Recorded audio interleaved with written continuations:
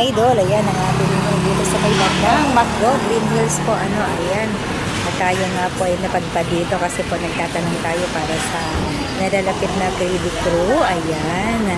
Tayo po ay naatasan na mag-assist sa mga bata po para sa kanilang gagawing baby crew ngayong summer, ayan.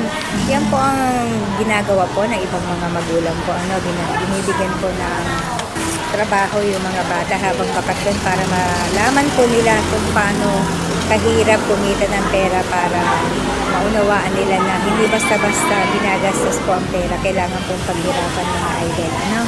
Ayan, saludo po tayo sa mga magulang na lagi nagtuturo kung paano mabuhay na natural ang mga kabataan. Na hindi lagi nakaasa sa magulang na kailangan magpumilit pagsumikap, kailangan mag-aral para pagdating ng araw ay magkamera sila ng magandang trabaho. Kagaya nito na sa mga ganitong fast food, merong mga summer job, yan.